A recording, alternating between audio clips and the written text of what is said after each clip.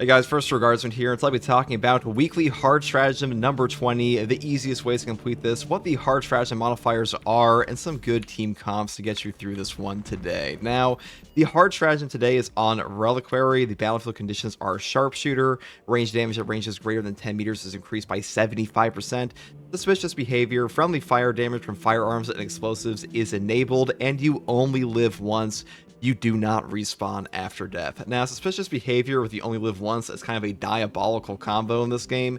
To be honest, one of the easiest ways to complete this is just playing by yourself with bots, if we're being real, just because bots are just a super useful tool in Space Marine 2 for hard stratagems. They actually make your game go a lot smoother, on top of the fact you don't have to deal with suspicious behavior remotely as much. But if you are not capable of doing that, if you need a real player in your game, we're going to go over some options for you, some team comps, and some overall builds. Now, first up, I want to talk about the Tactical class. Now, Tactical is a class I'd recommend for pretty much any content in this game. Main reason being this is the ultimate support class in Space Marine 2 for any team comp. The class perk here, Auspex Scan, simply makes your life easier for everybody. It is an incredible damage ability. It really makes encounters like Extremis and Terminus go far easier. I'm going to show how to build into this today. Now, the other perk I want to talk about here is, of course, Secure Stockpile. Equipment charge restored by 1 for all team members. The cooldown is 60 seconds. This perk is incredible.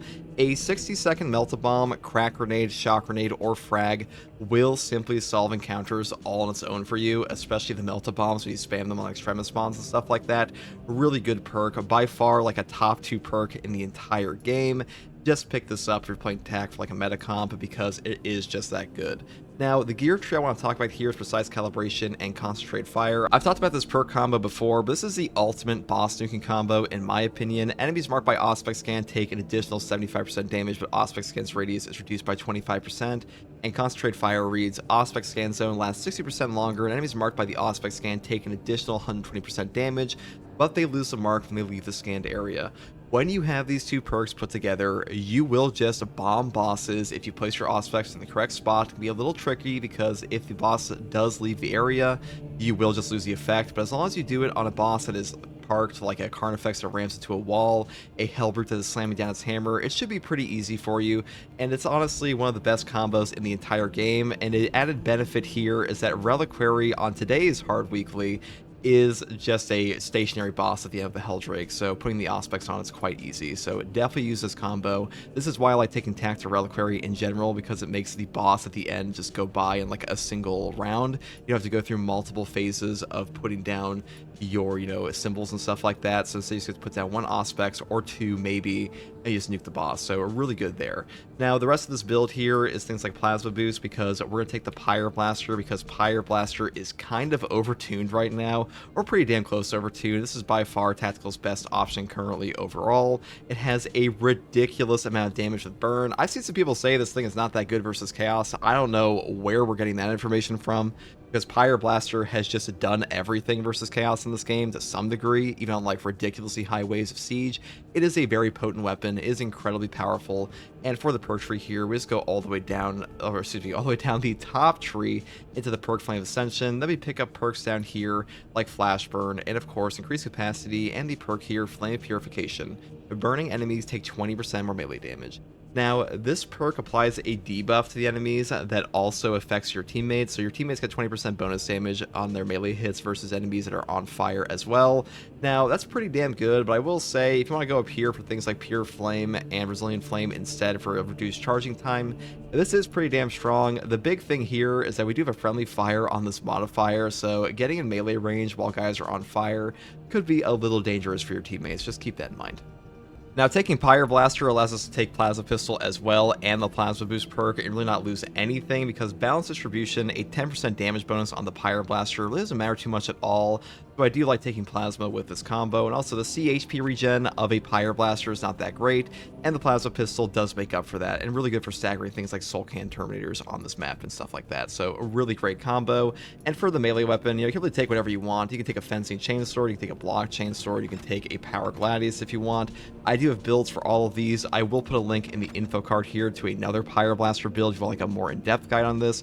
That's just an overall recommendation for the Tactical. Now, for other classes here, of course, we can talk about Bulwark. What is there to say about Bulwark other than that he is the tankiest class in this game and the easiest to survive with overall, besides like Vanguard? But to be honest, Bulwark is easier to survive with than Vanguard because he has so much goddamn damage reduction.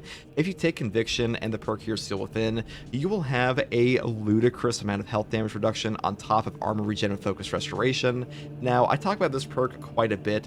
This one reads, every 30 seconds, all of your team members automatically restore 1 armor segment. That is an incredibly potent effect. Any amount of armor remaining in Space Marine 2 will reduce all incoming melee hits to 0 damage even from bosses, so super damn useful for classes like TAC, because the issue with Tactical is that you run the risk of spontaneously combusting on an enemy hit because he is not very tanky at all.